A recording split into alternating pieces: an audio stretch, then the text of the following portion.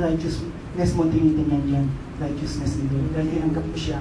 Yung righteousness ni Lord na nakikita. And when you stand before God and ask Him to answer your prayer, or if somebody asks you to pray for you, when you stand to God in prayer, or maging summeter ka between yung nagpa-assign ng prayer at sa Lord, mayroong great power and wonderful result. Kasi sa righteousness ni Lord yung naka-merit hindi sa iyo. Amen? Hindi ko ibig sabihin, magkasala, sinasagot naman tayo ng Panginoon. Kasi malalaman din natin dito. Mamaya, na hindi naman pala ganyan. Kasi ang katuwiran ng Panginoon ay nasa atin. At tayo matuwid sa Diyos. Kung matuwid tayo sa Diyos, yung katuwiran na yun lalabas sa atin. Amen? Magpatuloy po tayo. Today we'll talk about the how-to's of effective prayer. Ayan, maganda yan, Brother Ripe. Opo, turuan po tayo ngayon. Paano ba ako magiging effective? Hindi ko po nilagyan na. Kasi po minsan nakikita ko hindi sinasagutan. Opo, at naiiwanan lang dyan. Ngayon pwede mo uwi. Yung iba ko kasi ayaw magsagot. Opo, okay lang po yun. Kaya hindi ko na po nilagyan ngayon ng sagot. Pwede mong iuwi ito, kapatid. Amen? So, kung medyo may problema ka, balik ka dito, tingnan mo, paano ba ako magiging effective na manalangin? And there is no one, sabi rito, no one is better qualified to teach us about how to pray than the Lord Jesus Himself. We often read in His Word, in the Bible, the Gospels, that He spent all night in prayer. Even on the night before His crucifixion, we find the Lord Jesus praying in the Garden of Gethsemane. And I'm praying that I will see that place someday. Amen? Kung saan po nag-pray si Lord. Diba? Desire niyo po yun, makapunta tayo ng Holy Land. Amen? Ito po, kaya yung mga disciples ni Lord, wow, ang sarap naman manalangin ng Master namin. Paano kaya siya manalangin? At lumapit po sila sa Panginoon. One day, Jesus was praying in a certain place. When He finished, one of His disciples said to Him, Lord, teach us to pray. Alam niyo po, wala na pong kasing sarap sa tenga ng Panginoong Hesus ang magsabi sa kanyang disciple niya na, Lord, turuan mo naman kami manalangin. At hindi po sila pinahiya ng Panginoon. Pag binasa niyo po ang Luke chapter 11, nagturo po tayo ng Panginoon. At meron pa ho isang sa Sermon on the Mount, may portion po doon, nag-concentrate po ang ating Panginoon sa prayer. Matthew chapter 6. Diba? Ang Sermon on the Mount is Matthew chapter 5, 6, and 7, hanggang 8, 1, ng chapter 8 verse 1, yun po ang Sermon on the Mount. Matthew chapter 5 verse 1 hanggang chapter 8 verse 1, the Sermon on the Mount. Pero sa kanyang pagsisermon doon sa bundok na yun na pagtuturo, hindi po nakalimutan ng Panginoong Hesus ang magturo about prayer.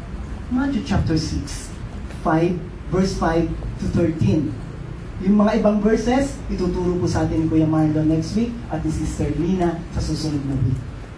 Pero ang pag-uusapan na natin ngayon, chapter 5, 6, 7 hanggang 8. Basahin po natin. Open your Bible to Matthew chapter 6, 5, 6, 7, and 8. And when Jesus, bumaba doon, turo na siya sa disciples, and when you pray, the Lord Jesus said, do not be like the hypocrites, for they love to pray standing in the synagogues and on the street corners to be seen by men. I tell you the truth, they have received their reward in full. Verse 6, but when you pray, inuulitan naman po yung word, you pray, go into your room, close the door, and pray to your Father who is unseen. Then your Father who sees what is done in secret will reward you. Verse 7, and when you pray, ilang beses ba ang sinasabi? 3 beses na po. Do not keep on babbling like pagans, for they think they will be heard because of their many words. Verse 8, do not be like them. Who is them? The pagans, who they think that they were heard because of many words. For your Father knows what you need before you ask Him. Lesson in prayer. Verse 9, 10, 11, 12, 13, tuturo po sa atin sa susunod na linggo. At dito tayo magta-topic ngayon. Game ka na ba? Kanina ka pa game. Amen? So first how-to's of effective prayer. You want to be effective in your prayer? Make your private prayers longer than your public prayers. Given na ho ito. Amen? Yung po magagaling mag-pray dito, bakit sa nasa, ba't siya ang galing mag-pray? Ba't siya ang ganda nung naisulat niya nung mag-pray siya? Alam niyo po secret doon? Kasi po, doon sa mga walang nakakakita, matindi na ho siya manalangin. Kaya pag tayo niya rito, pumipigit siya, ang isip niya walang nakikinig sa kanya. Kipag-converse siya sa Lord. Alam niyo po ang effective prayer, doon sa closet Hindi ka gagamit ng mga hypo, ayun na ho yun, hindi ko masandit Ay, magagandang salita, pag nagpe-pray ka pa, ay, maganda naman. Ang dami namang alam ng vocabulary nito. Talaga naman mga superlatives, super, ano po?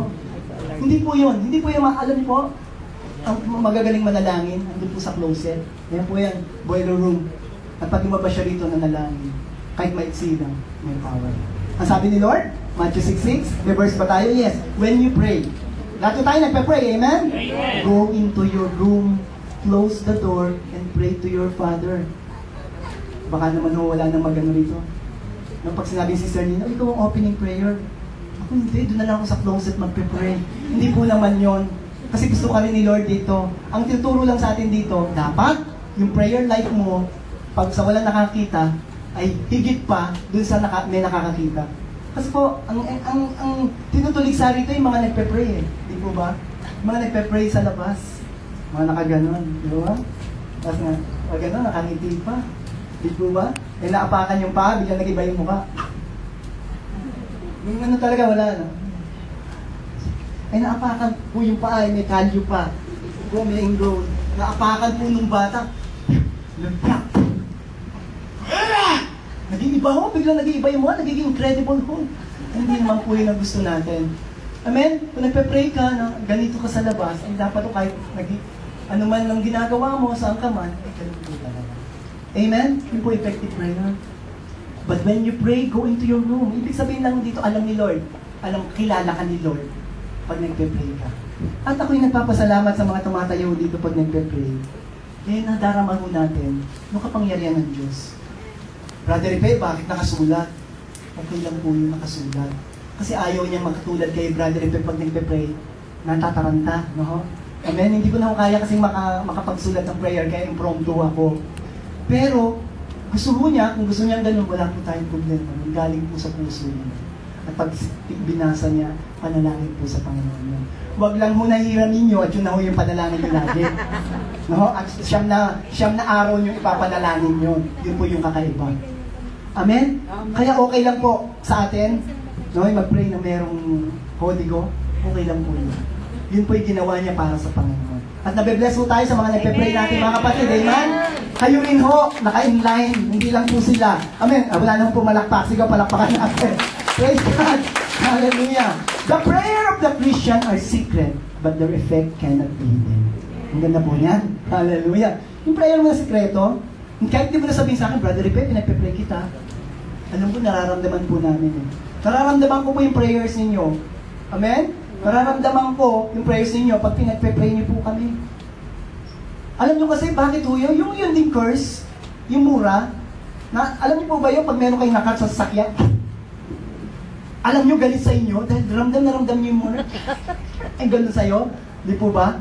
Yun po, negative. Kaya lang di natin tinatanggap yun. Di po ba? Kasi hindi naman tayo pwede i-curse ng tao. Ang curse, mapapapunta lang sa'yo pag tinanggap mo. Pag sabi sa'yo, kina-curse kita, ang pangit mo. Amen? Pag oo nga, ang pangit ko, tinatanggap ko yung curse na yan. Yun po, nagiging sa'yo yun. Pero pag hindi. Pero nararamdam natin pag galit po yung mga na taong nakakasalubong na sa sasakyan, lalo pag nagda-drive ka. Nararamdaman niyo ba ako pag galit ako pag nagda-drive? Ganon. Alam niyo po, ganon din sa prayer. Kahit malayo tayo, nararamdaman po yung panalangin natin. Kahit sikreto pa yan, kahit nuusan mo lang yan. Amen? Malayo po kami doon sa ospital ng Parañaque. Pero meron po naging resulta. Hindi nila narinig yung prayers namin. Hindi nyo nga narinig yung ngayon nyo lang narinig. Pero may resulta po. There is a great effect. Ang epekto ng prayer natin, hindi po may tatago. Kaya ang Satanas, alam niya yan. Remember? Siya ang kasi nadidisgrasya pag nagpe-pray tayo. Kaya ayaw kanya mag-pray. Kasi effective ang prayer mo. Lalo na yung